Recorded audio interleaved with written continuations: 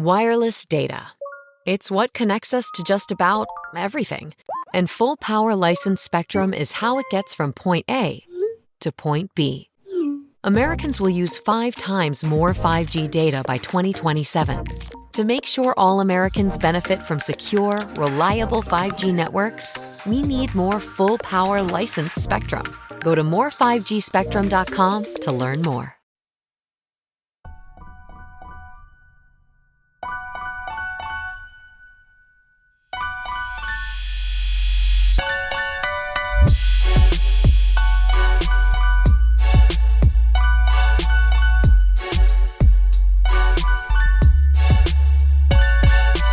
What's up, guys? Welcome to another episode of Bro History. It's Henry Zamota and Danny Abdel-Jabbar.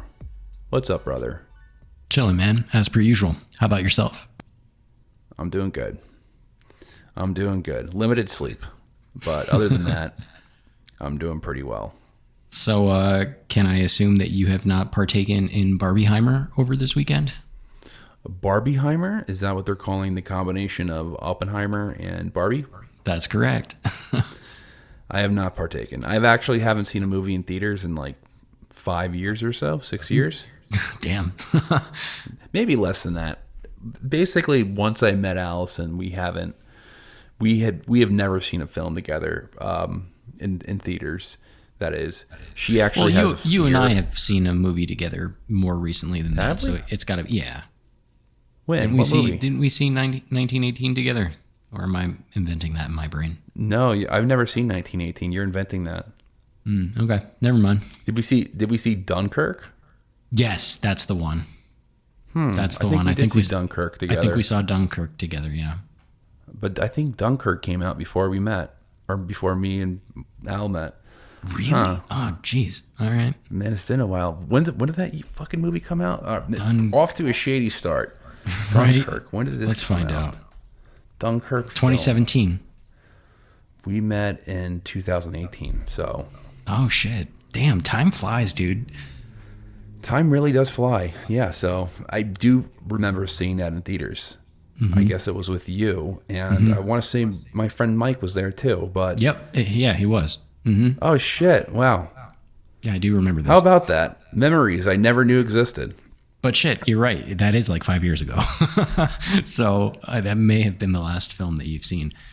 That probably, I really think that was, because before that, I saw, what other fucking movies have I seen in theater? I remember seeing The Post. Jesus Christ, right? The Post, the movie with Tom Hanks and Meryl Streep. Yeah, I do remember that film. I didn't go see that in the theaters, but I saw it afterwards on like Amazon or whatever. It was a date. I did not want to see it in theaters.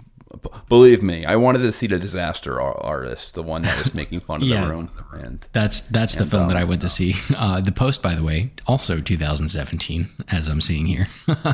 So yeah, it's been like 5 years. That was since a big I've seen movie. That was a big movie year in 2017. And then I saw the Star Wars, the second one of the new trilogy, whatever that one was called, the one with Luke when Luke drinks the weird milk. Second sequel. The new is it? I don't even remember what the name of it. It was. Is it Rise of Skywalkers? It was The Last Jedi, and that was also 2017. At the very end of 2017. 2017, I saw many movies, and then after that, I have not just stopped watching movies in theaters Yeah. for 5 years. And the reason is I actually do like seeing films in theaters sometimes. I'm not the biggest movie goer, but I honestly prefer to watch a movie in my home where I can like take a piss if I need to and not miss the fucking movie. You know what I mean? That was one of the best parts of the coronavirus lockdowns, was that all those movies started coming out like direct to your streaming platforms. I was like, this is fantastic. Yeah. So, I mean, that's my biggest fear, because I drink a bunch of water, and, if you take a piss, you miss like the plot. Yeah. I fucking missed, I think I missed the, like, a key part in The Departed, I remember, and whatever. So, I digress. It's been a while, and, honestly, we should have probably looked into this in advance and said, oh, look, a Christopher Nolan movie about nuclear weapons is coming out. Maybe we should match the episode schedule with the movie so we can like do an episode on the Manhattan Project or something, or the bombing of Japan, or the nuclear bombing on Japan, which we've had done episodes on before. Would have been a great time to time that out, but I guess we don't look at movie schedules too much. We're not that smart. we're not that smart, and honestly, I'm just not prepared to do. I guess neither of us are really prepared to do a podcast on it, but no, I haven't seen it yet, but I do want to see the Oppenheimer. I do kind of want to see Barbie as well. It was fantastic. I actually did see Barbie. I saw it last night. I was actually, came in with very low expectations, and I was very entertained. I want to see Oppenheimer, but it is a 3-hour film, and I don't think my fiance would sit through it. So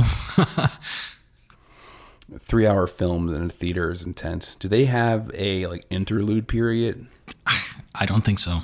I don't think they do. It's not the Grindhouse film days, right? Where they have like built-in interludes. Well, maybe one day. The reason why I'm tired is just because I have a newborn.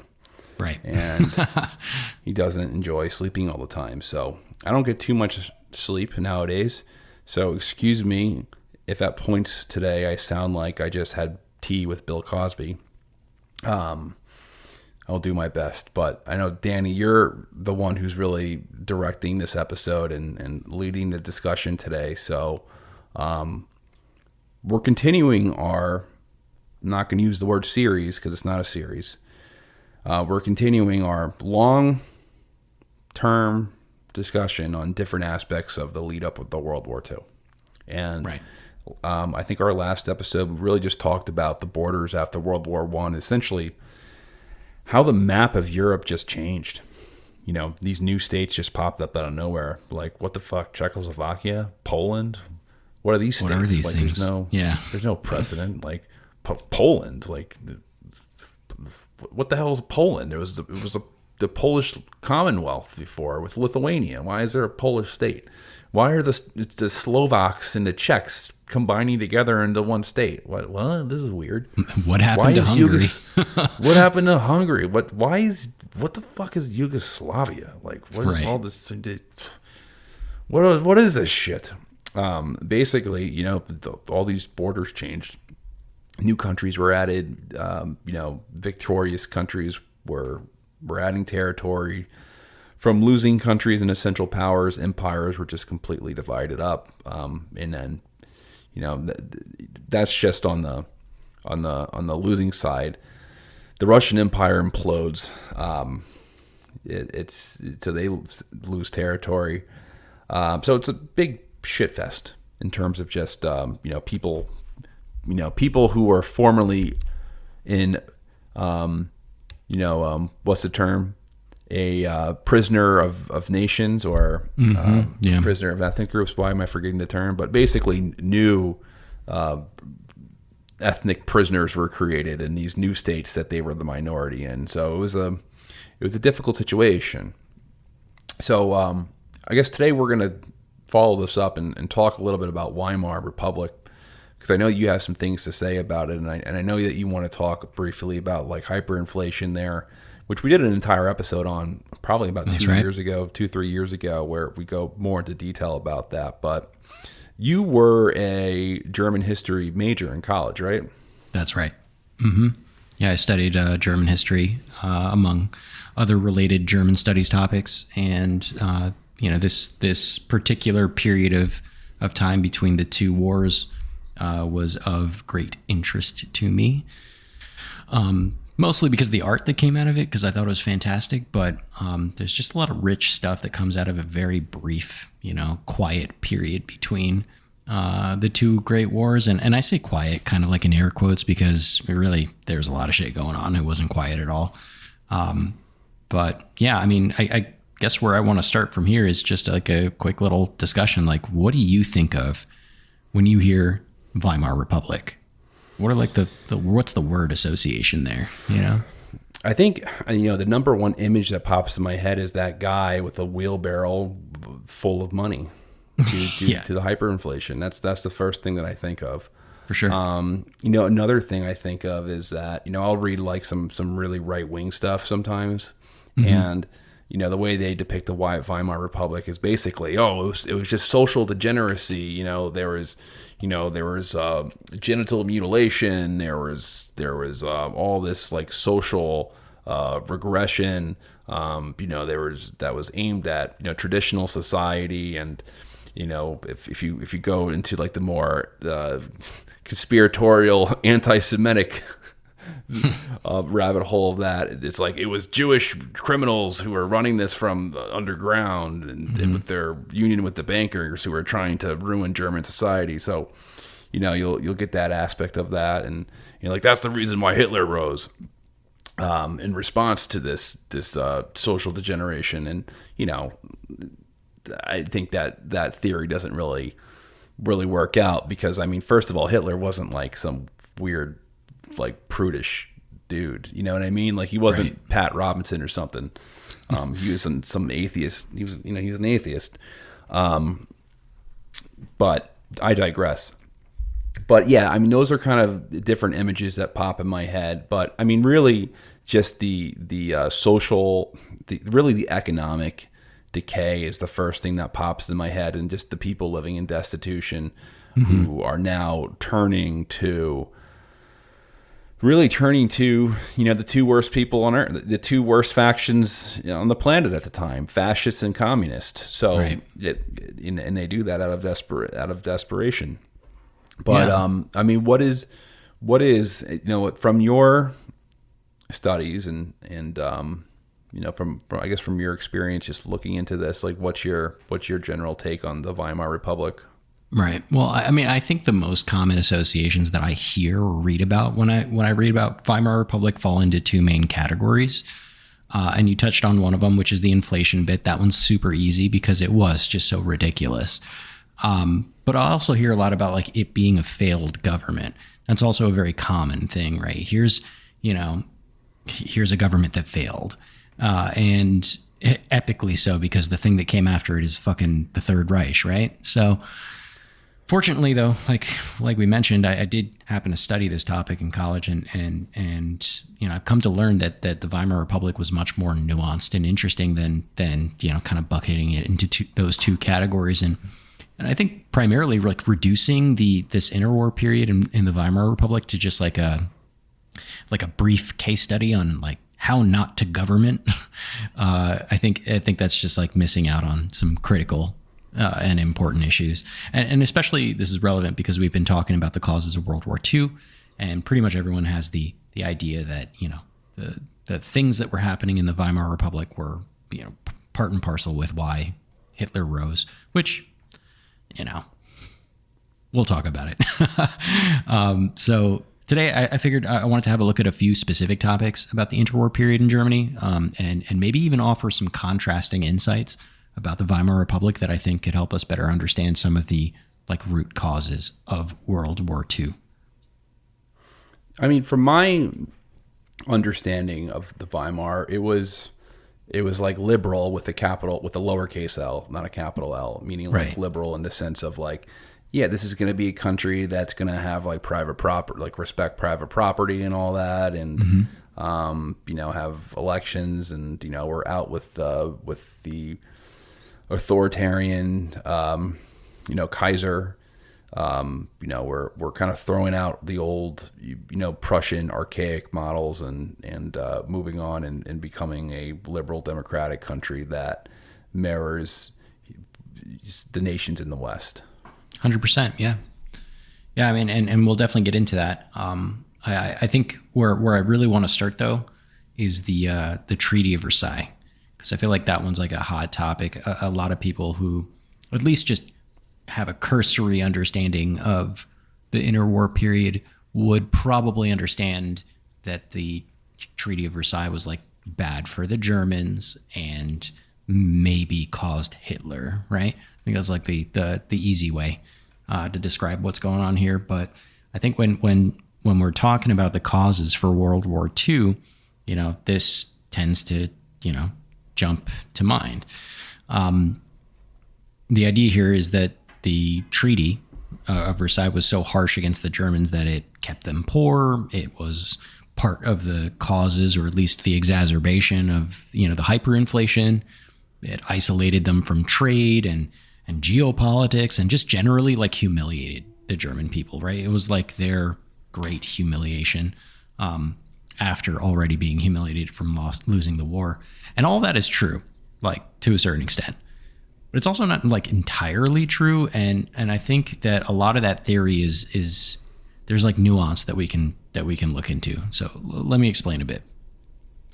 So like we discussed in our last episode on the post-war borders, we already know that the treaty limited the Germans' military size. It demilitarized the Rhineland. It demanded huge reparations. And it also forced Germany to give up its territories and its colonial possessions. But what's interesting, and I kind of touched on this in the last episode a bit, and I want to go a bit deeper today, is that the exact degree of the harshness, I think, of the Treaty of Versailles is debatable when you compare it to other treaties from before and during this period. So the one that I brought up last time, and I'll go into it in a bit more detail today, the Treaty of Versailles was, I think, arguably less severe than the Treaty of Trianon, which was also after World War I. And that treaty dismantled the Austrian-Hungarian Empire, and it stripped Hungary of about 70% of its territory and about 65% of its pre-war population. So, talk about taking a huge axe to this particular country in general. Yeah. Well, that's the whole thing with like national determination, and that was right. That was the guise of completely dismantling it, because, the Austria-Hungary was called the Prisoner of Nations. I think it was Prisoner of Nations. I think is the correct vernacular of what it was called. I was using this term so liberally last time, but yeah, Prisoner of Nations. They're like, oh, well, there's all these different ethnic groups here, and they all speak different languages. So obviously, we should just chop this place up in ways that they have their own states. But actually, it doesn't really work, because the new states that we're creating also have a bunch of different ethnic groups, and we're just trading majorities. So now just new minorities are becoming majorities, and all this stuff, and there's new plurality factions, and all we're doing is just shuffling up the power and angering people. That's really kind of what happens. But in terms of that's Austria-Hungary, right? Well, I mean, if you look at it from the frame, like, if you remove the people for a moment and you just think of them as states, right? There was a large Austro-Hungarian Empire with a large territory and a large population, regardless of the makeup of it, and there was a large German Empire, And after everything was said and done, you still have a relatively large German empire, German state, and a very little tiny Hungarian state, and a bunch of little micro extra states, right? That have, different makeups. But when you look at it from that perspective, if you just look at like some of France's proposals, if they had their way, there wouldn't have been a Germany as we know it at all, right? Like it wouldn't. It certainly wouldn't have maintained its territory as it did, and it definitely wouldn't have been left with the largest population in Europe at the time. What was that number, like 60 million or something like that? 60 million, as opposed to France that had 40 million people. So exactly, Germany is still significantly larger in population, right. in could France. have been much worse, right? So like when you compare the Treaty of Versailles here to the Treaty of Trianon, where Germany is only losing 8% of its land and 10% of its pre-war population, if you look at it from that frame of reference, Germany actually lucked out quite a bit in terms of like the severeness or the harshness of it. And then I think another relevant... Go ahead. Oh, I mean, that's what was referred to as the German problem. The German problem was never solved after World War I, because they had to pay all these concessions. They lost territory. There were Germans that were now, most of the Germans that were separate. The Germans that were separated from the Reich, those were Germans from Austria-Hungary for the most part. I think all in all, I think how many Germans were separated from, I forget the exact number of like actual Germans who were in the German Empire that were separated, but you know, 3 those were million or mostly something in, like that ended up in Prussia. Czechoslovakia. Yeah, in Czech. Well, most of the Czech Germans were from Austria. The Polish Germans, the Germans in Poland were from Prussia. But we can talk about that on another episode. Right.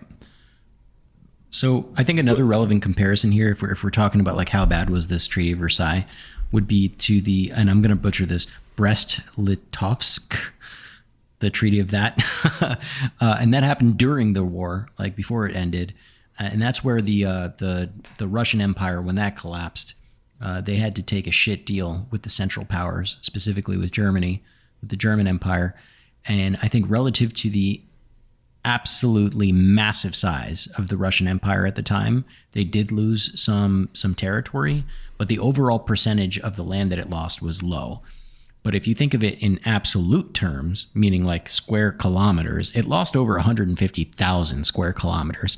And it wasn't just like a bunch of, Siberian tundra. It was like heavily populated and industrialized regions. Now, they also had to pay 6 billion marks in reparations to the Central Powers, which when you compare that with Germany's 130 billion marks, that looks really, really small. But if you consider that the land that the Russian Empire lost was heavily populated and also the epicenter of their industry, the overall real cost in terms of like, GNP was much worse than what Germany lost in the Treaty of Versailles.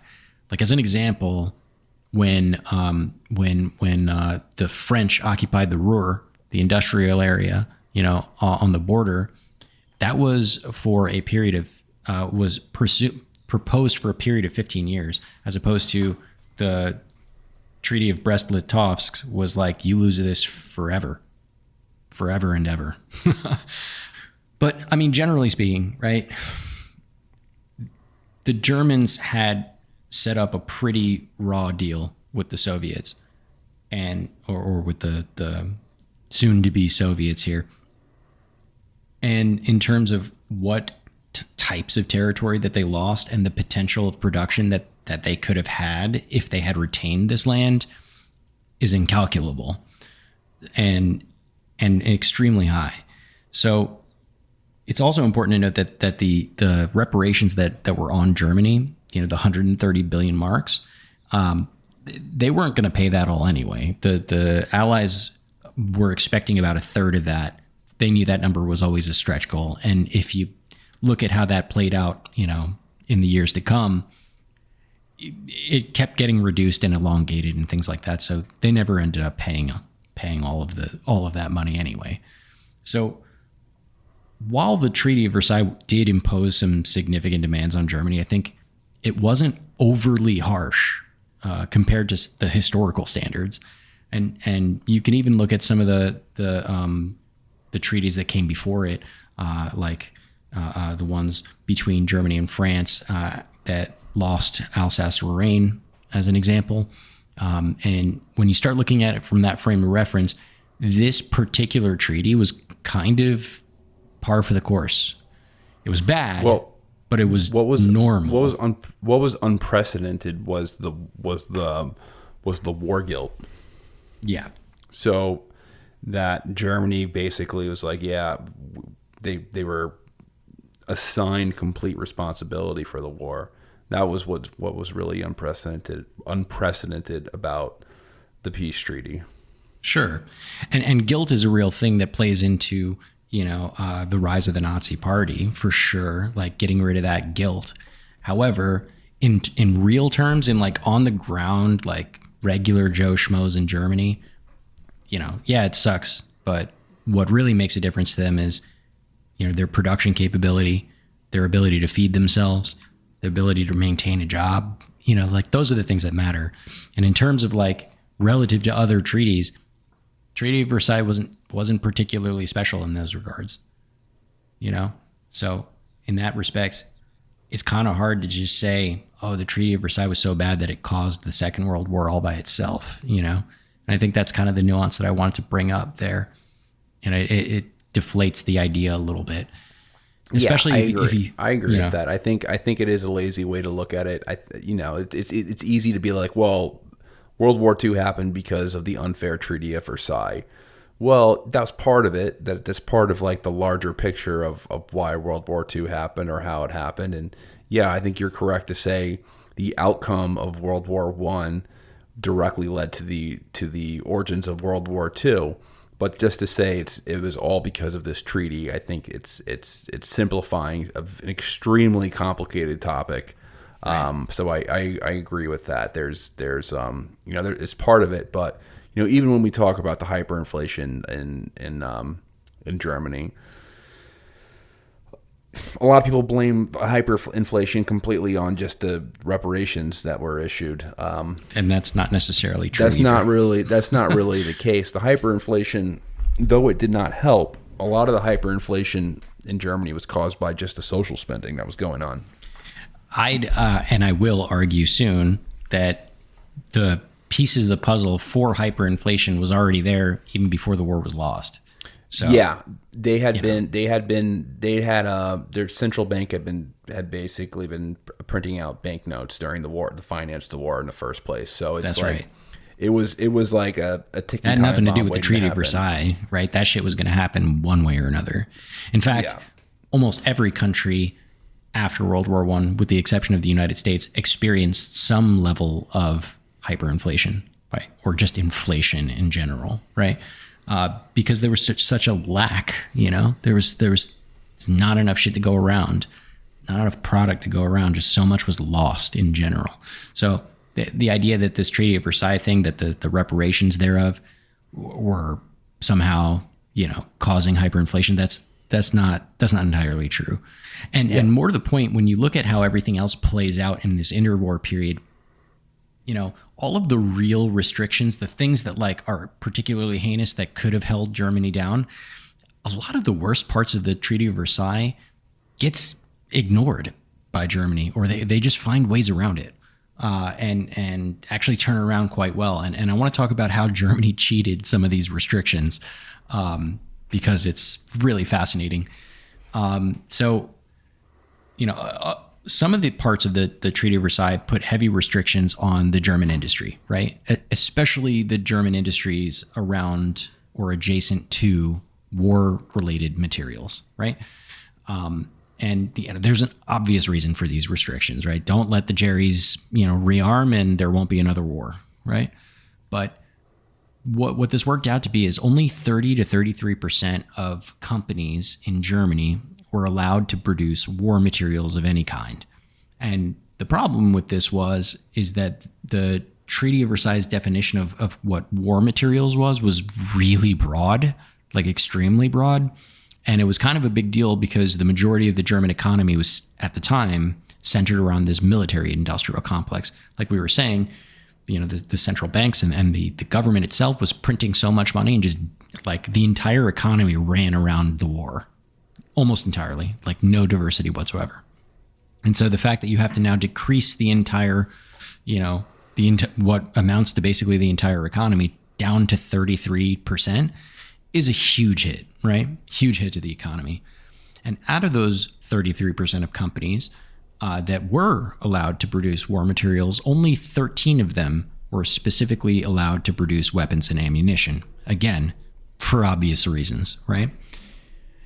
Also, Germany was no longer able to export any weapons or ammunition of any kind anymore. And this also had a really big impact on the economy, because even before World War I, a big part of the arms industries in Germany, their revenue came from exporting weapons to foreign markets during peacetime. So, it's not even like they can't even make the weapons and be like, oh no, we don't need them. We're not stockpiling this shit. We're selling it to fucking the Netherlands. No. That was off the table. So it didn't leave a lot of industries with a whole lot of options. And remember what I said about the definition of quote, war materials being too broad? Well, a large amount of the German heavy industry and chemical industries were obviously involved during the war in producing war materials. But in peacetime, they couldn't just switch back to regular non-war shit, right? Like those materials that they were producing were too close to war materials and therefore were considered war materials, right? So like think out how like certain chemicals, as an example, that can be used for pesticides to, help grow crops and shit. They're also the same chemicals, coincidentally, that are used to make bombs. So now we're saying that only this 30% rule, it means that a lot of these chemical companies needed to either start making something else, like totally different, or hopefully be one of the lucky 30% of companies that are allowed to continue to make pesticides that could also be used for bombs. And this specific example had impacts on agriculture and thus obviously broader economic implications. And adding to this, most companies actually decided to switch to making something else entirely, like heavy steel companies who maybe used to create armor plates or engines or something like that. Now they have to switch over to creating other consumer goods, things like locks or typewriters or some shit, right? And the problem with that is that there's not enough demand in post-war Germany for that kind of shit. It's just not useful, right? And there's not enough like external, demand to export that kind of goods. And even if there was, there's a lot of these like imposed restrictions on exports in Germany anyway. And everyone thinks Germany's a pariah state, so nobody wants to buy anything from them anyway. So you take all that shit together, there's not enough demand, and it has this huge impact on the economy that, that a lot of these companies just end up shutting down and laying off workers. And you can imagine the domino effect that happens from there. And what it did show is that it showed that the German industry was like way too sensitive to just regular consumer market fluctuations. And it was entirely too dependent on the war industry. So let me ask you. So with these, how did these German companies find loopholes to continue their operations when, how exactly did they do that?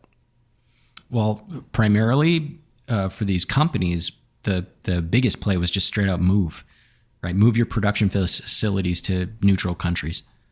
One company in particular, Rheinmetall, like a steel manufacturer, they moved to the Netherlands in 1919 with the help of a Dutch company. And they also set up shop in other countries like Switzerland, which effectively saved it from the restrictions that they used to have in Germany and allowed them to continue developing their products and steel and things like that. But just because they weren't physically in the Netherlands didn't mean that the German economy didn't benefit from it, right? They were all privately held by German people, these companies abroad.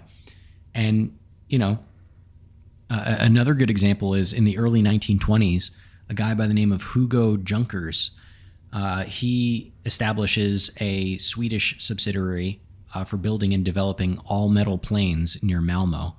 And this subsidiary, he develops this plane called the K-47, which is a very advanced two-seat monoplane. And they officially designate this plane as a civilian sports plane, right? Like a sports car plane. And legally, it was a Swedish civilian plane, right? So here we have a German that used to be making warplanes. Now they're making sport planes in Sweden, and they're allowed to do that. So I imagine that this K-47, could it be used for like, can you put guns on it? Absolutely. Absolutely. Yeah, I mean these planes and other planes that Junkers eventually developed, they were eventually incorporated into the Third Reich's Luftwaffe later on during the rearmament. Also, fun fact, some of his early work on armored planes is said to be a precursor, or at least an inspiration, for the absolutely beastly A-10 Warthog, which is arguably one of the best ground attack planes in history. And so like a lot of that comes from there, but I digress. Anyway, other companies like Siemens, which you might have heard of, Mauser, they make the guns, Heinck, and some other companies, many other companies, they end up doing the same thing as these other companies, and they set up their their shops, their productions in foreign nations, and they use other means to basically boost weapons sales in the Netherlands and in Sweden and in Switzerland, and Germany greatly benefit from those arrangements, especially during the rearmament phase, because they're still able to do so many things, right? And all of this is, by the way, totally fair game, right? Nothing illegal, nothing breaking any treaty on this. Now, either by design or by some really big oversight, the Treaty of Versailles didn't mention that there's anything wrong with a German company just leaving Germany and setting up shop, making money there, sending the majority of it back to its shareholders in Germany, and then getting all of this like valuable research and development work done that they wouldn't be able to do in Germany, just in a foreign country instead. China is making 370% more 5G spectrum available than America. Tell Congress to restore FCC auction authority and allocate more 5G spectrum to make sure America leads the industries and innovations of the future. Go to more5gspectrum.com to learn more.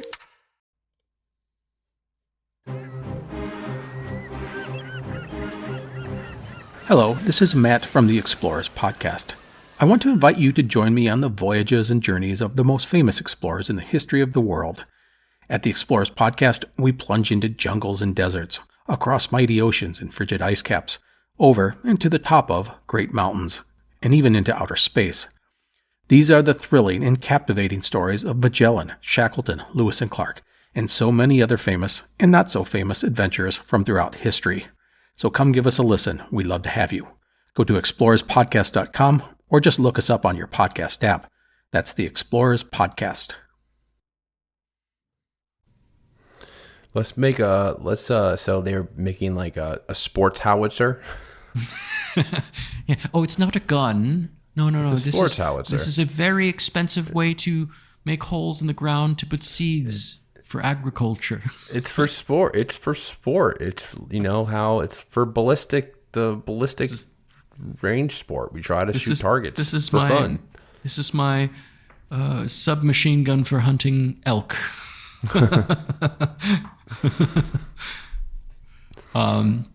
But yeah, so another huge area that Germany got around those pesky restrictions in the Treaty of Versailles was like literally in the military itself. So some reminders, if you didn't listen to last episode, the 300K standing army, no general staff, very limited officers, no military academy, no reserve forces, no tanks, no air force, on and on and on, right? They couldn't have shit. And to establish like compliance with these restrictions, they made an organization called the Inter-Allied Military Control Commission, which was set up to like basically monitor. It's like the same shit that we do with like Iran when we're like, hey, are you guys making a bomb? Okay, no, cool. All right. So they had that. But of course, as that goes, as all government agencies goes, by 1927, they basically just stopped doing shit in Germany. They just stopped altogether. I guess maybe they got bored, or I don't know, there wasn't enough money. I'm really actually not sure why they stopped doing what they were supposed to be doing, but they just stopped. And, this is 1927. It was pre-Hitler, right? Or at least pre-rise of Hitler here. And it really, really helped Germany accelerate its secret rearmament efforts. And, it was indeed rearming. There was a significant military and industrial collaboration that took place between Germany and the Soviet Union at this time. And the collaboration was from 1920 to 1933. And it was set up for a number of different reasons, but primarily among which, both nations were considered to be like international outcasts after World War I, right? We got the losers of World War I, the old German Reich, and we also got the stupid commies, right? Nobody likes them. So the Germans arguably put the Bolsheviks in, with their support, the Germans supported the Bolsheviks as a way to cause disarray in the Russian Empire, to subvert the Russian Empire. But I think it's important is an important point. So this rearmament is taking place before Hitler. Way before, as early as 1920, right? And so they're working with the Soviets, and again, they're both pariah states. They also, and this is important, and maybe we'll talk about this in future episodes, they shared a mutual concern over Poland, and they faced similar challenges under this post-war, interwar period. It was basically an economic match made in hell. Germany would provide capital and technical expertise and military training, while the Soviets would offer secret training bases and factory sites for the production of armaments. And this partnership was formally initiated with a treaty that the Weimar Republic set up with the Soviet Union called the Treaty of Versailles on April 16th, 1922, during the Genoa Conference. And there, the Soviet Union and Weimar Republic signed, this agreement, which basically was a political recognition of Soviet Russia by Germany, right? And it established these diplomatic relationships between the two of them, and it also massively expanded their economic cooperation, which was a huge win for the Weimar Republic on the geopolitical stage, right? This is like one of the first glow ups of the interwar period here. And, one of the many advancements, I should say, this was one of the many advancements that the Weimar Republic had in its effort to basically make itself not a pariah state anymore. And so this partnership was later expanded by after the occupation of the Ruhr, which I talked about a little while ago, when the French and Belgian troops came into Western Germany in 1923. And this prompted kind of a wave of negotiations and initiatives between the Germans and the Soviets. The Germans, in particular, were afraid of a potential Polish incursion into East Prussia, which, if you remember from our border conversation, it's like this little enclave that's not actually attached to Germany anymore, kind of hanging out near Poland.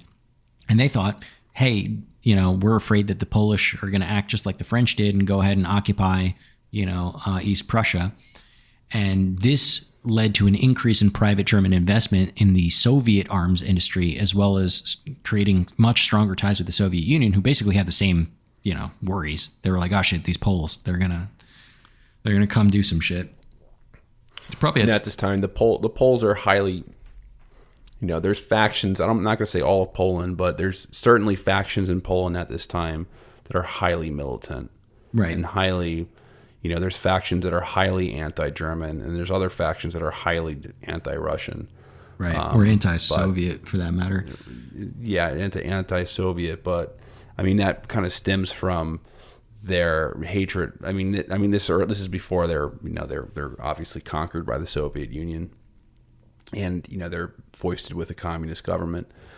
But this is this kind of stems back from just being annexed, Polish histories. The next episode we're gonna tackle this question, the Polish question. But Poland's a complicated story because. Yep. Poland is pretty hard to understand what Poland is at this time. Now it's easy to understand what Poland is. Poland is, a country with 97% of the population speaking Polish and being Roman Catholic. Mm-hmm. Back then, people weren't sure what Poland was because the former state was the Polish-Lithuanian Commonwealth, which was a multicultural state between a lot of different ethnicities, including Poles and Lithuanians and Ruthenians and Jews, and there's a lot of different groups. And I guess the struggle at this point for Poland is what is the state? Is it the multicultural legacy of the Polish-Lithuanian Commonwealth, or is it the ethnic identity of being a Polish-speaking Roman Catholic? So it's a very complicated place, and right. and what is partitioned and where the Poles are spread out. They're spread out across 3 different countries. Mm-hmm. They're spread out against before World War I. They were spread out across 3 different empires. being the Russian, the Habsburgs, and the Germans. But there's a lot of different nationalist schools of thought. So both countries honestly had their reasons to be very, very hostile towards Polish nationalisms and threats to this new state that had some real loons, some real loonies in it. For sure, yeah. And I think after this, the first major like German and Soviet military collaboration, gets set up, and it's the establishment of a flight school in Lipetsk in 1925. Again, remember, Germany can't have a Luftwaffe, they can't have an air force, no planes, no warplanes. But this wasn't a German, air force. This was a school that was built by the Soviets and was officially Soviet. The Soviets had no restrictions on doing this post-war. So what happens is that this gets financed privately by Germans, and they use it as an opportunity to train these hand-picked German personnel and send them to go learn how to fly planes and shit. So what Germany would do is they would pick some bright young soldiers in their very small army, and they would discharge them for a variety of different reasons, right? They would say, hey, you're now discharged from the army, which was technically against the rules. Like, I think the rule in it was if you serve in the army, you had to serve for 20 years before you can be discharged, but they would just find random reasons to discharge them, right? Like, oh, he's got fucking PTSD or some shit like that, he can't serve, so they discharge him. And then they send him off to Russia to go train at that school. And then when they were done training at that school, learning how to be a pilot, they would come back to Germany, and then somehow they would magically re-enlist in the army. And that was somehow okay, like legally, like, I don't know, I guess German lawyers figured out that was okay somehow. And they used this as an opportunity to train up like a bunch of really great airmen. Germany also used some tricks in Germany, like they used civilian institutions like the Lufthansa, which is, as you probably know, the German airline, commercial airline, and also the commercial flying schools to further develop different aircraft types. And also, they would partner like companies with like the Junkers company that we talked about, who were set up abroad to do that. And by 1933, now we're in Hitlerland, right? Germany has already 500 trained airmen, right? Like very well-trained airmen. And the experience that these men gained provided a core of experts and trainers that would eventually be used to train new airmen in the Luftwaffe in Germany. So there you go. They've got an air force. Just by cheating. And then this is also this isn't just airmen. This is also like tank development. Yeah, huge on the tanks as well.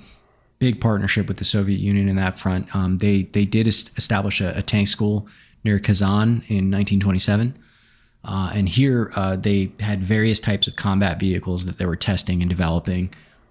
They were figuring out training methods, tactics, and they were figuring this out both at the platoon and the company level. So like not just like a couple of dudes running around with a tank, like fielding giant armies of tanks. And this part's kind of funny. Germany initially supplied the school with 2 tanks, and I'm using tanks with air quotes here, and you can't see it, but they got away with it by calling them tractors. No, this is not a tank. This is a tractor. This is an agricultural tractor. We're giving this to the Soviet Union to help with their agriculture, and we're going to train them on how to use this special tractor. That's great. Yeah. I see no tank here. You're looking at a tractor. This is for farming. No, this is for farming. There's famine there. They need our tractors. And pretty much from then on, like all further development of tanks and any trainings, like they would just refer to them as tractors and tractor training and stuff like that to keep up with the secrecy, which looking backwards, like, I don't know how the Allies didn't catch wind. It's like, why the fuck are you sending somebody tractors. Like, why do you care so much about tractors? I don't know, hindsight is 2020 though. So by 1930, the Soviets had supplied the school with 30 tanks. So they had 30 tanks to work with in this school, and they allowed for way more in-depth training and practice.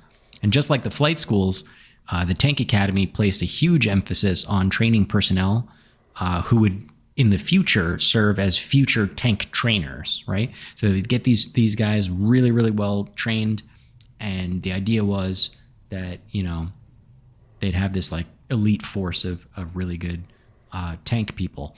And by the early 1930s, Germany's small group of armor specialists was likely as well trained as anyone else in the world. And many of these people became Germany's leading armored warfare instructors in the following years. So, you know, the basic German military playbook here, as it relates to the Treaty of Versailles, was, you know, we're going to build up this army of what was called a, quote, leader army, right? So since they were not allowed to have generals or general staff or military academies, they would basically train up a bunch of non-commissioned officers, or NCOs, so lower ranking people, and they would train them as if they were generals, right? So to basically have the same skill set as higher ranking officers, because there was no rule against doing that, right? Like if you wanted to train some random private on how to be a general, cool, but he can't. The only restriction was he can't have the title of general. That was it. So it was they were all officers in everything but name. And what this ended up creating was a high number of NCOs, so like low-level officers serving in the military. Like they had almost like a disproportionately high number of almost officers. And the idea was if they ever needed to go to war, they could basically just immediately promote all of these NCOs. So now they're all higher ranks, and they can immediately start training other people. And all they need to do is just enlist a bunch of grunts underneath them, which to that point is exactly what happened once Hitler came to power and reinstated conscription. So I'm going to wrap up my rant on the Treaty of Versailles. So basically they trained a bunch of sergeants that they promoted to lieutenants and majors and colonels and generals and all that stuff, right? They just, like, whatever the top allowed rank was based on the Treaty of Versailles was, that's the rank that you got. But in terms of your skill set, you were well beyond that skill set. So like you know, I guess in the U.S. equivalent, if you took a bunch of if all the generals were like master sergeants or something. Mm-hmm. Or even lower than that. And very interesting. Then, yep. So they just had like a fucking, they can only have 300K people. So they were like, all right, all 300K of them are going to be officers, basically, in skill set, at least, you know? Which is kind of a fantastic idea. This is setting the foundation of, you know, the military machine that they're able to create. Right. I don't know why I'm thinking so hard for another word for create, but they're able to facilitate in the late 1930s. Right. I mean, all the Treaty of Versailles said is you can't have too many people and they can't be officers. That's it. They didn't say anything about they can't be skilled, you know?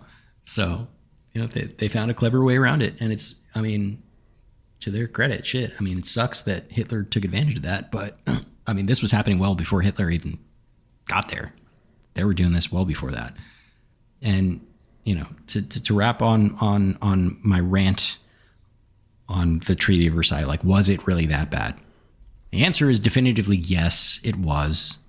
But I think it was mostly bad because it impacted regular people in really bad ways, and also because it was dictated to the Germans rather than this being a negotiation. Like typically with these treaties, and it really shouldn't even be called a treaty; it should be called a diktat, right?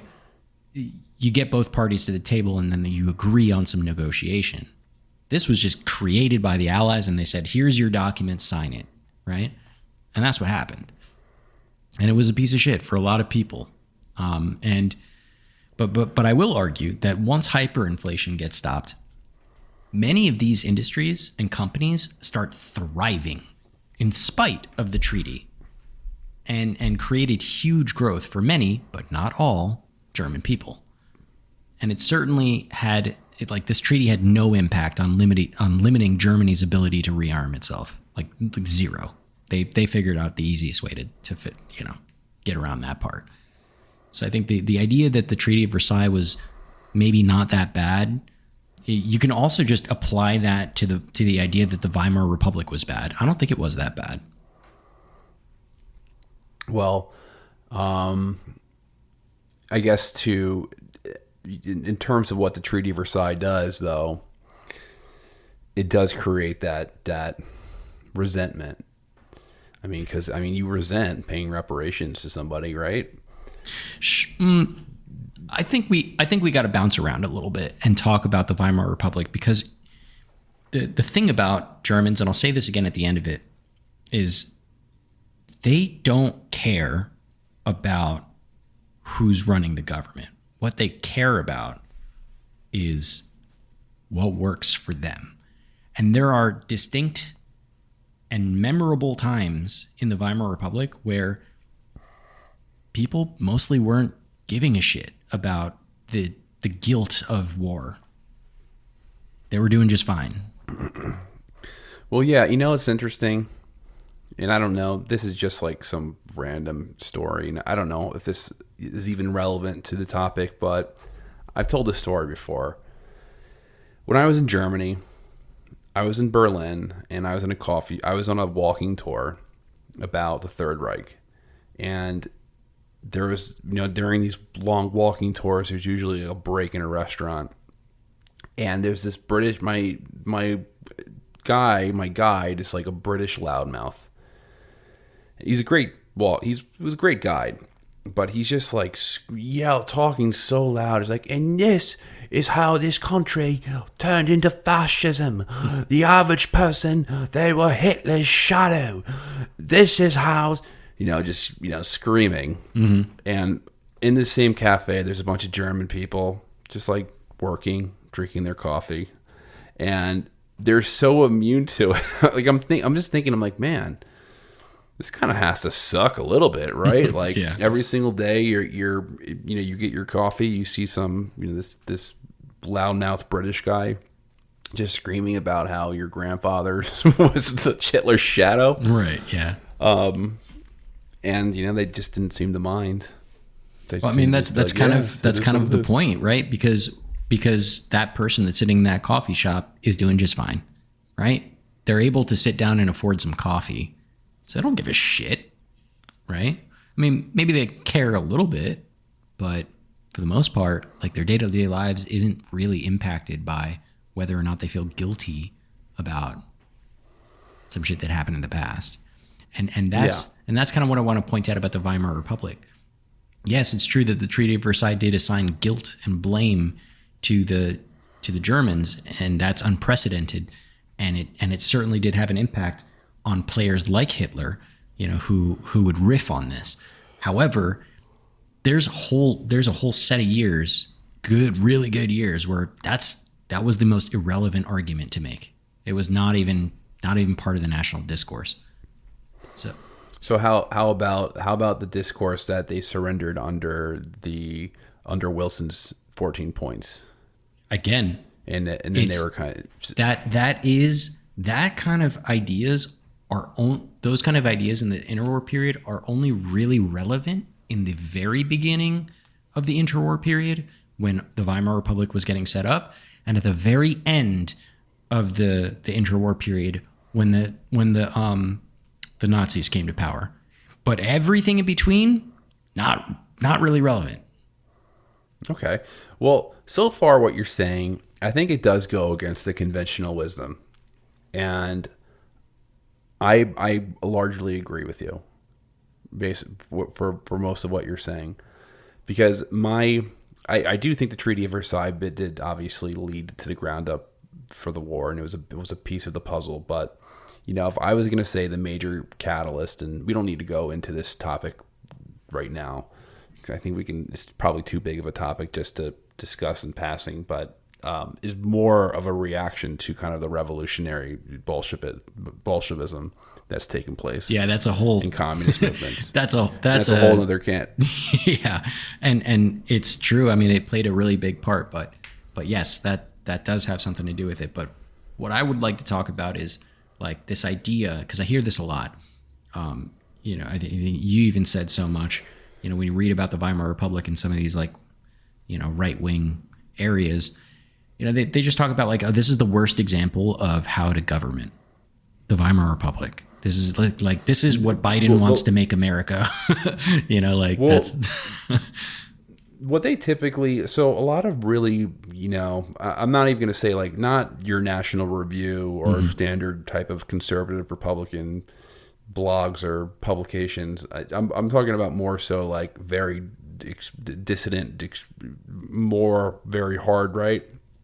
What they'll say about the Weimar Republic is that it was rampant with social degeneracy, like I said earlier, where there was like all this kind of weird postmodern type stuff that was like destroying the fabric of Christian society, and it was mainly they'll say that the Jews were the ones that were doing this as a method of revenge, and that literally just sounds Christian German society. Literally just sounds like the Nazi Party. We'll talk about that in a second, but let's just talk about what was the Weimar Republic? How did that get set up? What did it look like?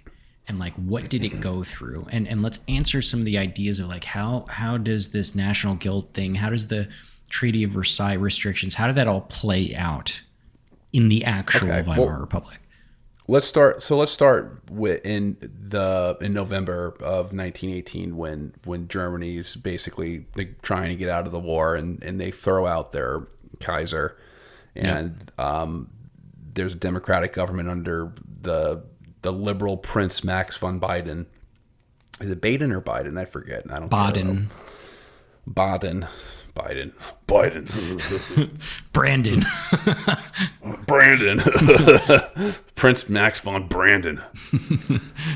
But yeah, I mean, this guy is basically there to get a favorable deal outside of the war, right? Right. But then there's a mutiny, and it's like some Navy soldiers refuse to engage, in a doomed battle, and this sparks an uprising all throughout Germany.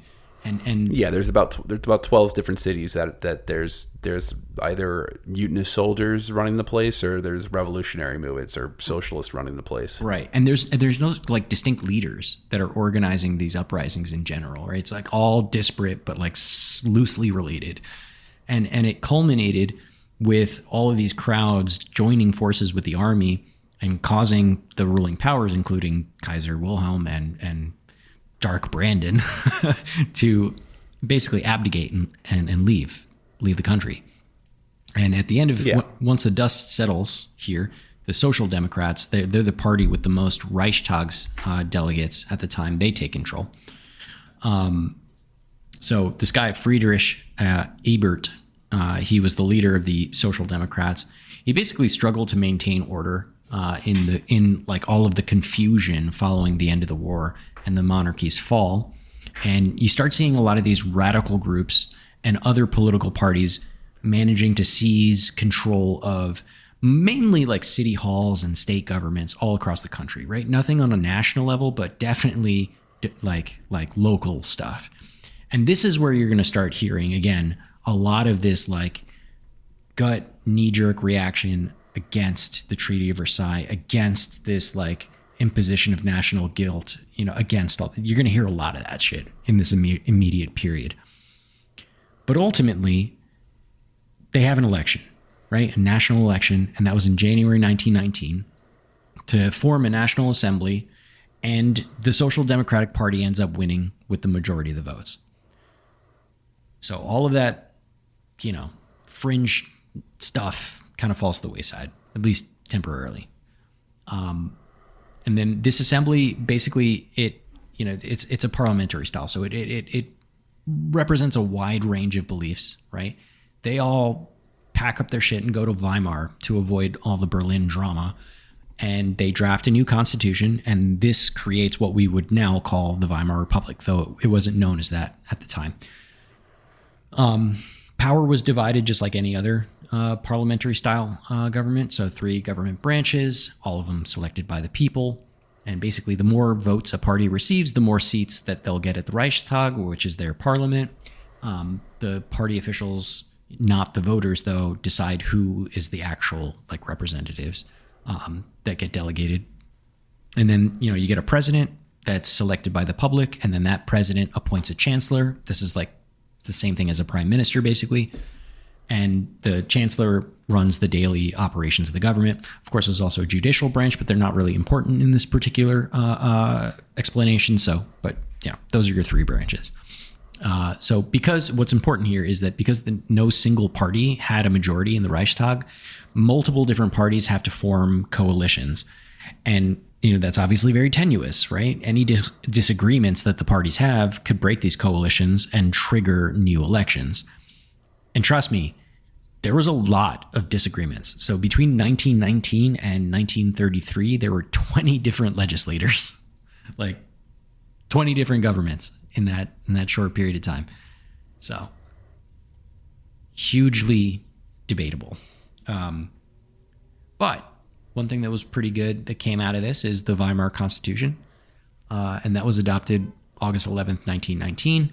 And it basically outlined the rights and the obligations of, its citizens. Now, I want you to keep in mind here, this is Germany. Germany didn't have like a long history of democracy. It was like kingdoms and empires and shit like that before this. So the idea that they put together a constitution was by itself a big deal. This isn't France. This is Germany.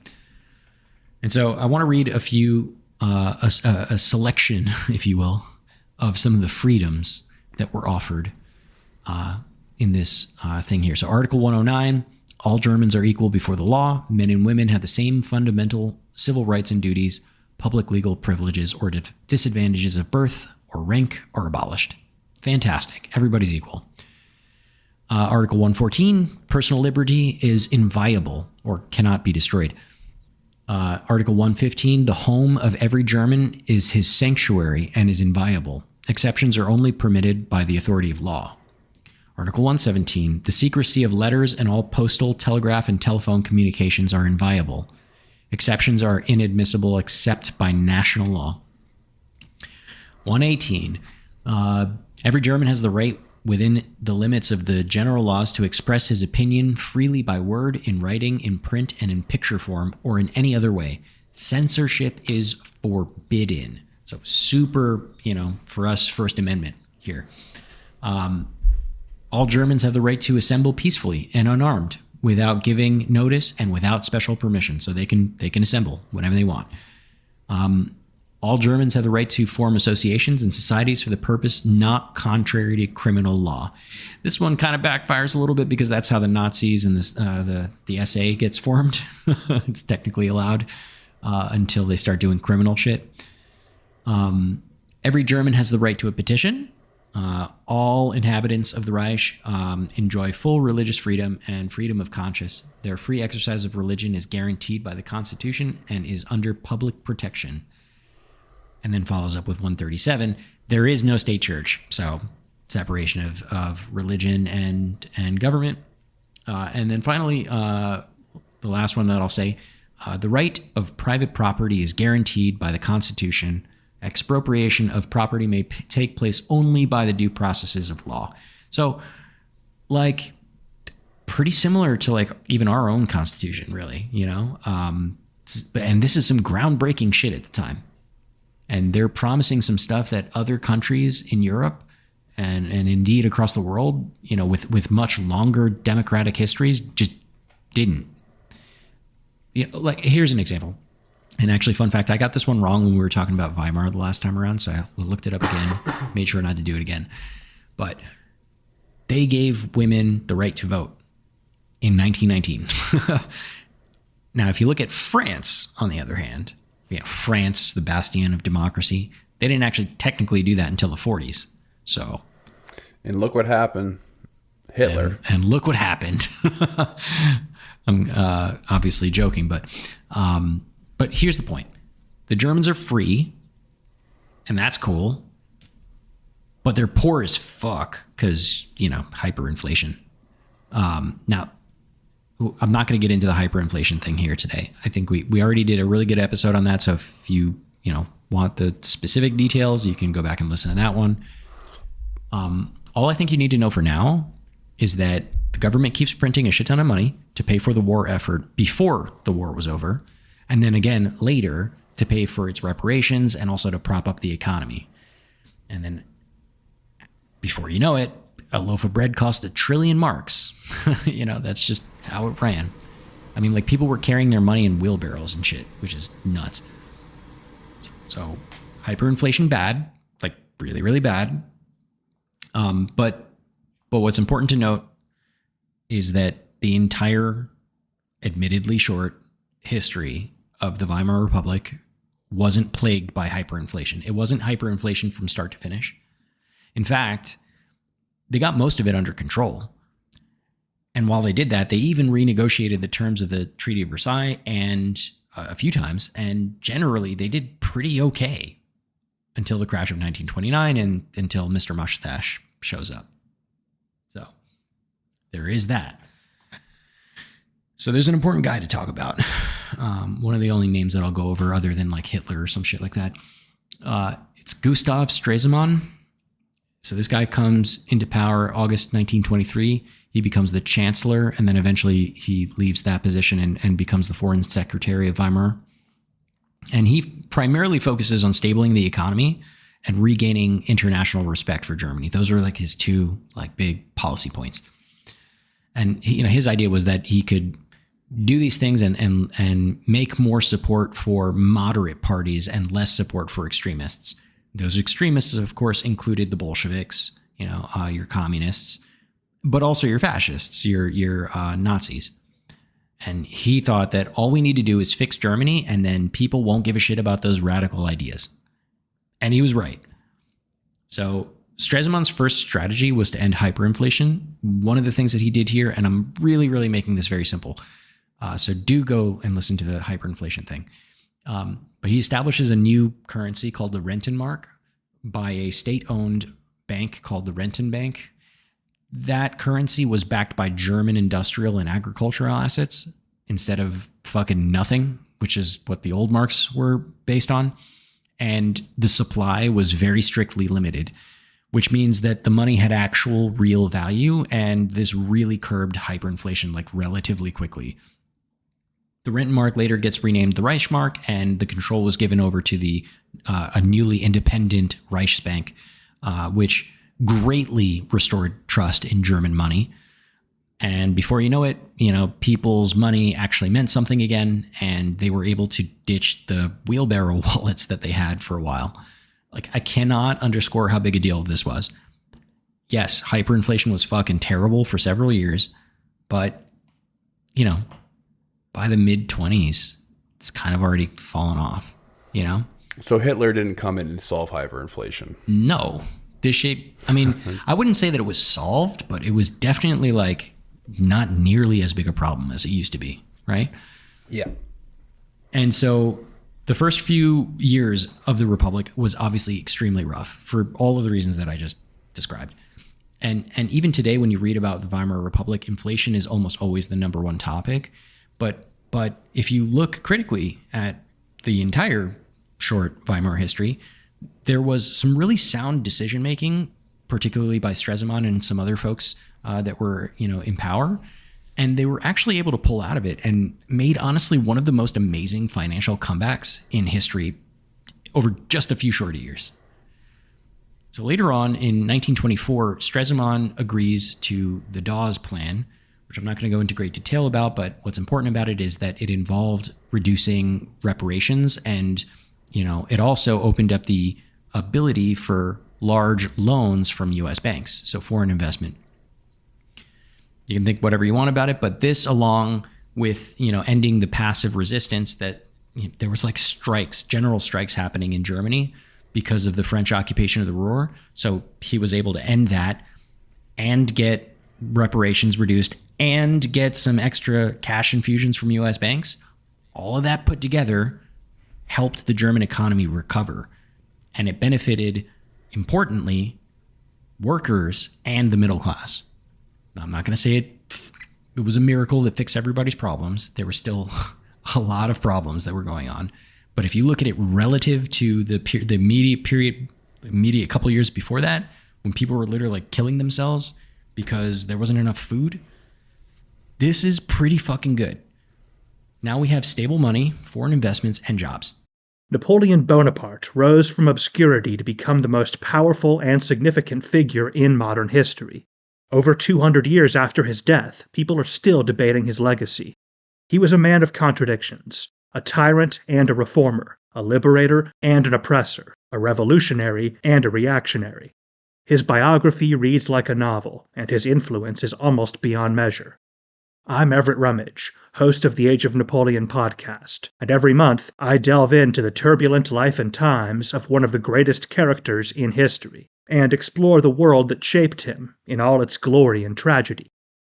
It's a story of great battles and campaigns, political intrigue, and massive social and economic change. But it's also a story about people, populated with remarkable characters. I hope you'll join me as I examine this fascinating era of history. Find The Age of Napoleon wherever you get your podcasts. I want to take a moment to tell you guys about my podcast called The Team House. My name's Jack Murphy. I'm a former Ranger and Green Beret, and I've worked as a national security journalist for the last 10 years. The Team House is a natural extension of that, where I interview former spies and special operations personnel from all over the world. These are exclusive interviews from people who work in the shadows and come a little bit into the light for these exclusive interviews that we do every week, live streamed on YouTube at 8 p.m. Eastern Standard Time. And they're available as video on demand and audio on demand wherever you listen to podcasts.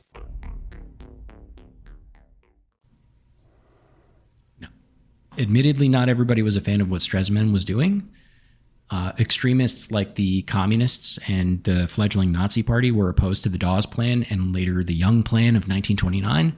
And that further, that one also reduced the reparations debt. And they were mostly pissed off, a lot of these groups, they were mostly pissed off because they made Germany dependent on American loans, which is a fair point, but also more broadly because Germany had to pay any reparations at all. Like most of these extremist parties on the left and right, they were like, we shouldn't have to pay anything. And I think that's a pretty fair argument for, in the context of, the 1920s in Germany, it's a fair argument against those plans, right? You might be like, hey, I don't want to do this plan because I don't think we ought to give any money to anyone, right? But I think the fact that the economy was soaring relative to the hyperinflation years, German people largely ignored the fringe. They didn't give a shit. They looked at the Bolsheviks and the Nazis and they were like, this Stresemann guy's doing a pretty good job. So don't really know why you're so upset. And people were mostly happy, right? I'm going to say that loosely because there was a lot of people that were still in abject poverty, but just keep it all relative here, right? Salaries were way up. Actually, in certain cases, they were too high, which was weird. Social safety nets were established and put in place.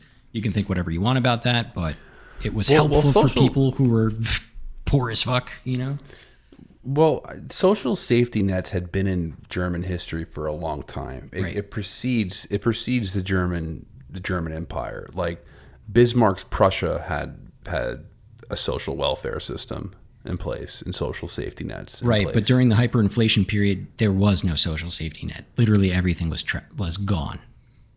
And now suddenly we're building this back up. Right? Yeah. And most people could mostly afford to put food on their table. So in relative terms, it was pretty good times.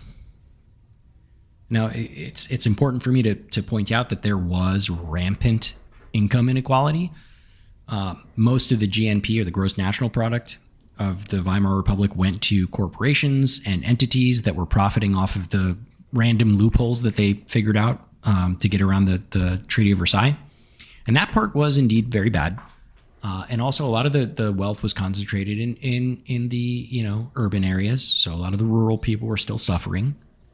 But I mean, in relative terms, so much better, like so much better. And in an undeniable way, the culture was thriving. Although, maybe if you ask hard right-wing people here today, they would disagree with me, but I'm going to say it anyway because I get to talk.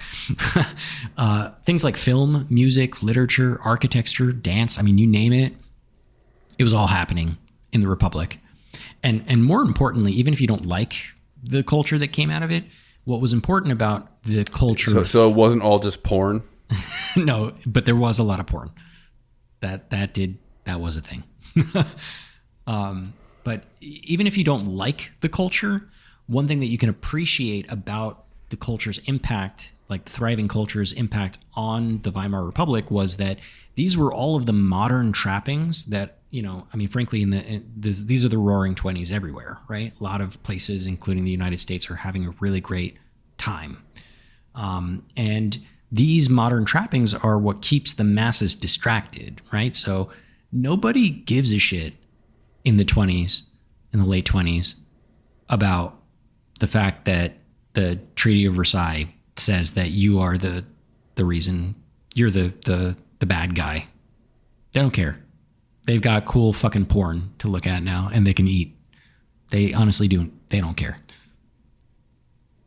The people who do care are the fringe people, right? The people who don't like what's going on, who think that this is a degeneracy culture, who think that, it's bad to rely on American bailouts or American loans.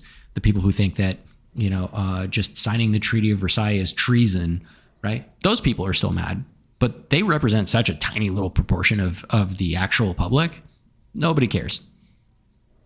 Nobody cares about that. Not in this time. And then, adding to this, Stresemann was making Germany great again. Like, to borrow a phrase here, at least on the world stage. Treaties like the Locarno Pact and the Kellogg-Briand Pact helped establish Germany as like a for realsies world player.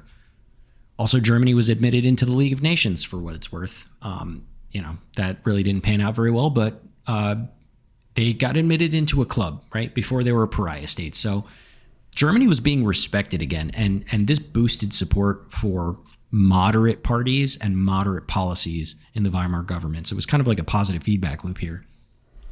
Stresemann's efforts to, they basically led to a reduction in extremist reports and an increase in moderate party support, and it strengthened the government. But not long after, Germany gets hit back to back. So Stresemann dies suddenly in October of 1929, and not long after, the Wall Street crash of 1929 happens, and this is the onset of a Great Depression. And this undid pretty much all of the stabilization that was built up in the years that came before that. But coming back to my original question on this topic, was Weimar that bad? And it honestly just depends on how you look at it. So from my perspective, I can totally see how it got off to a rough start. Pretty much every country except for the United States was having a rough time economically after the war. And that's part of the reason why reparations were set so high against Germany. The causes of hyperinflation were already in place before the Republic even started. And yes, it did a shit job at managing it in the first 4-5 years. And some of the things that they did made it worse. But people like Stresemann and other leaders, in that 23, 24, 25 area, they started restructuring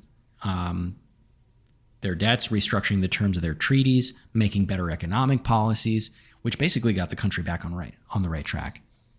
And this you can add to the almost universally accepted freedoms that were offered by the Constitution of this Weimar Republic, and then all of the great contributions to the arts that Weimar, made. It just makes me feel like it wasn't so bad. In fact, I'd argue that, Weimar Republic's rebound in the 20s was actually a great example of how to government. Of course, to kind of backpedal a little bit, The failure here was its dependence on U.S. investments. But, I mean, could you blame them? I mean, nobody could have predicted the stock market crash of 1929.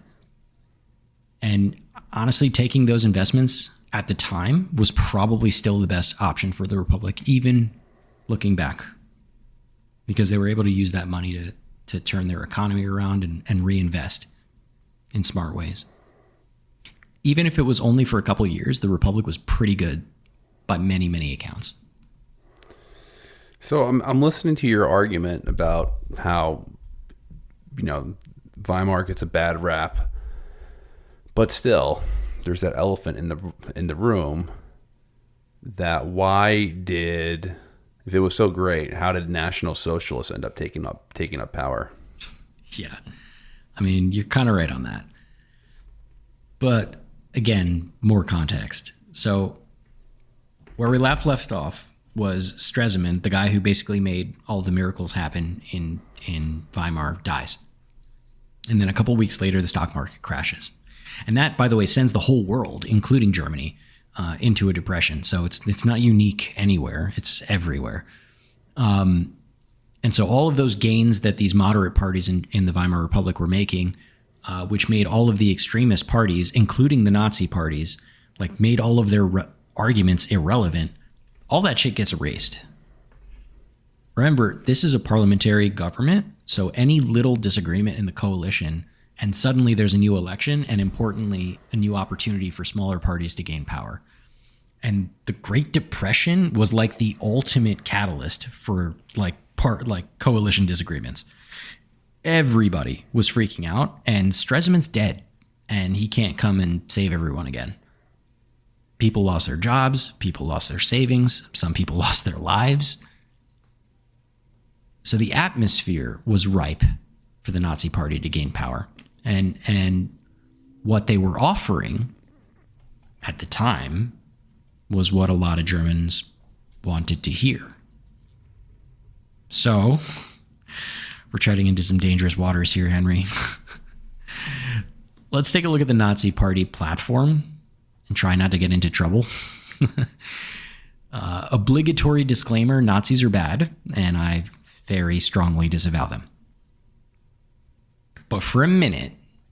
Yeah, you really needed to clear that up. Yeah. For a minute, let's try to think like a German in 1929 while we read through these. Just for a minute. Okay, let's get started. You ready?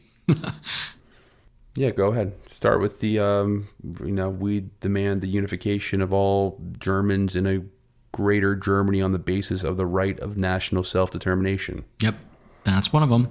So honestly, that one's not so bad at face value. Just face value, right? In the context of the day, they lost territory. They have citizens in diasporas in other countries, which were being discriminated against in these newly formed countries. That makes sense to me, right? They want Germans to be Germany again. I get it. I don't necessarily agree with it, but I get it. Then there's, we demand equality of rights for the German people in its dealings with other nations, and the revocation of the peace treaty of Versailles. Okay, so that one's not so bad either. At least it's not an unfair demand. But this was already getting better under Stresemann, if we remember, right? So they already had equality. They might still have had the peace treaty, but it was doing pretty good. And it wasn't until he died and the markets crashed that people actually started paying attention to this argument, coming back to how bad the Treaty of Versailles is. I got a few more decent ones. Why don't you read off the next two? All citizens shall have equal rights and duties. In view of the enormous sacrifices of life and property demanded by a nation by any war, personal enrichment from war must be regarded as a crime against the nation.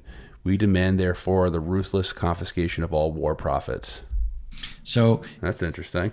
Yeah. If I told you that this was like the platform for some libertarian, I think you would probably believe me. Yeah, or some commie. Yep. We got some more. Why don't you read these next two? We demand profit sharing in large industrial enterprises. We demand the extensive development of insurance for old age. So social services, right? Now they're starting to sound like Democrats, right? See, now citizens may only live in Germany as guests and must be subject to laws for aliens. The right to vote on the state's government and legislation shall be enjoyed by the citizens of the state alone.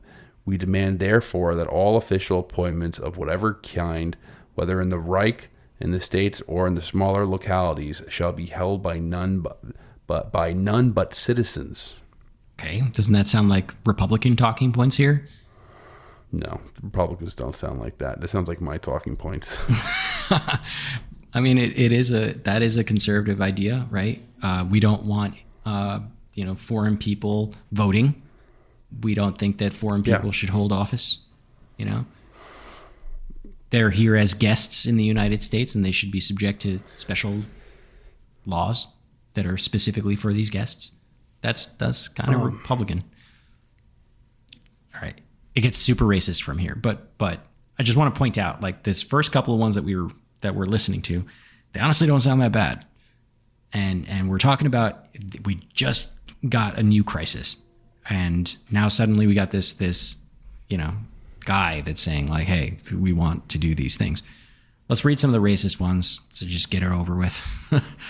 Well, we got to be concerned about the AI things that listen to this thing and how they flag shit, because they do it without context. So okay, so it's the age. It's 2020. It's 2023. It's the age that we live in. But whatever. Yeah. I'll just read it. Only members of the nation may be citizen of the state. Only those of German blood, whatever their creed, may be members of the nation. Accordingly, no Jew may be a member of the nation. We demand land and territory colonies to feed our people and to settle our surplus population. We demand that the state shall make its primary duty to provide a livelihood for its citizens. It should prove impossible to feed the entire population. Foreign nationals must be deported from the Reich.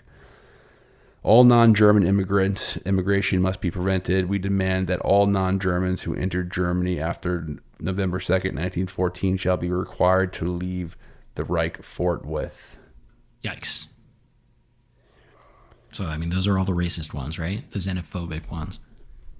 We demand freedom for all religious denominations in the state, provided that they do not threaten the existence nor offend the moral feelings of the German race. Okay, that one's the funniest one in my opinion. It's like the most snowflakey, bigoted shit ever. Like, oh, poor Nazis. The Jewish faith hurt your moral feelings. I don't know.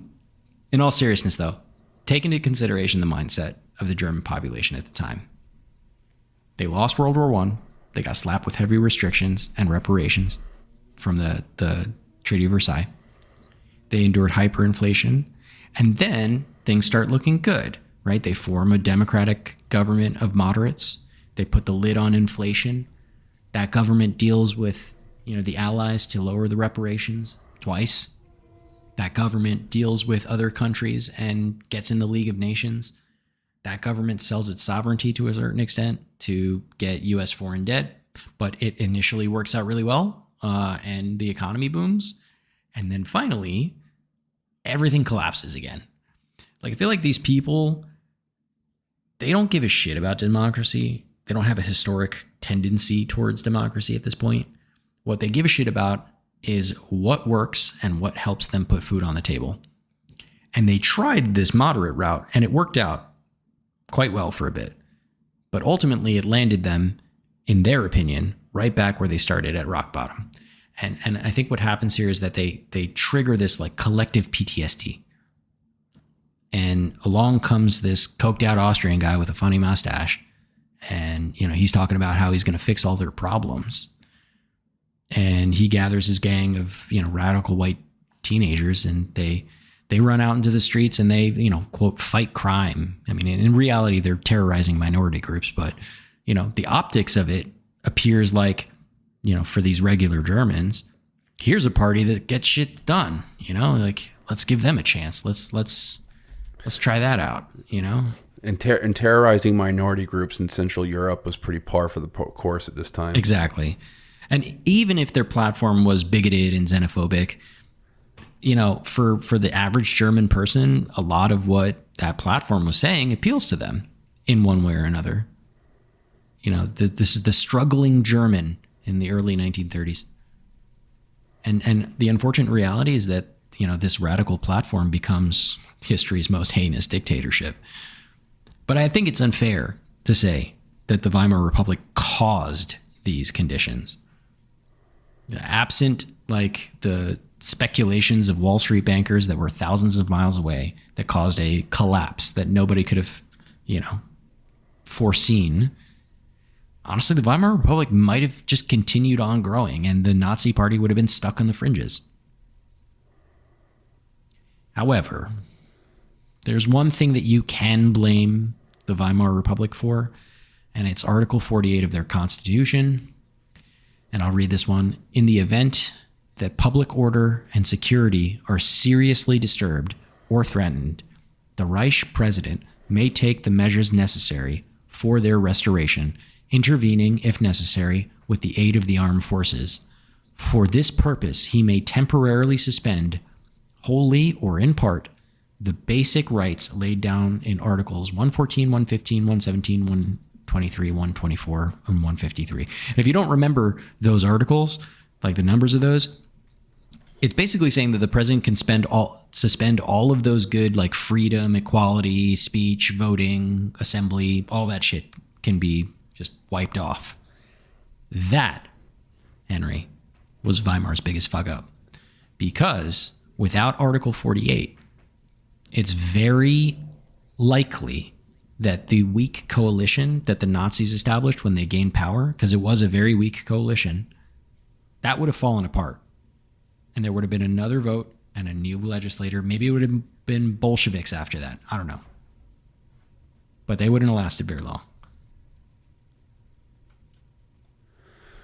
Well, very interesting food for thought. I think we should explore this topic at a deeper level, as far as the Weimar Republic, and maybe even look at some different sources and different point of views, because this is a controversial topic, obviously, the Weimar Republic. The next couple of episodes that we have in the pipeline, at least, are going to have to do with essentially nationalism and kind of ethno-nationalism in Central Europe as a whole, really starting with Poland. Because again, this is not a World War II series, but a larger discussion revolving different aspects of the origins of World War II. So it's going to grab a lot from different things. Also going to combine some of the Russian Revolution stuff that I've been working on forever into this, not a series. But yeah, I thought this was great. I've definitely learned a lot of stuff about the rearmament of Germany today that I did not know that they were calling sports planes and tractors. Yeah, very interesting stuff. But I think we need to further explore the zeitgeist, I think is the word. That is kind exactly of the word. The animated forces that were going on. That because the Germans just didn't wake up one day and be like, oh, let's be evil. You know what I mean? No, definitely not. There's something that's very, very hard to articulate, and it's something that's easily simplified.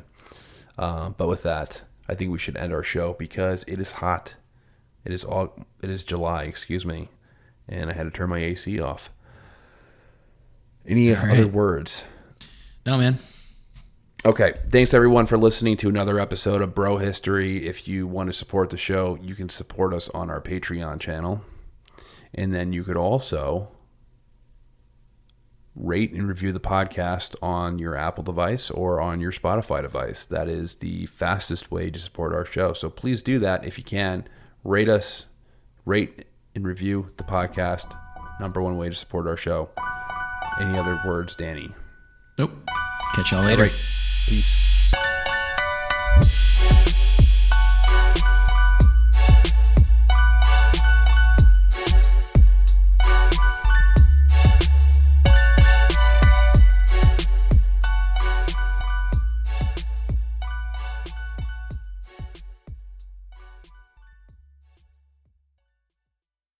Hi, I'm Neil. And I'm Ken. And we are from the Triviality Podcast, a pub trivia-style game show where a lack of seriousness meets a little bit of knowledge. Join us each week for an hour-long game of general knowledge trivia featuring special guests from around the world, plus tons of extra themed episodes. If you want to improve your trivia game, or you just want to scream at us in your car when we get easy questions wrong, then we're the show for you. Find Triviality on all your favorite podcast apps. But you know that because you're already listening to a podcast.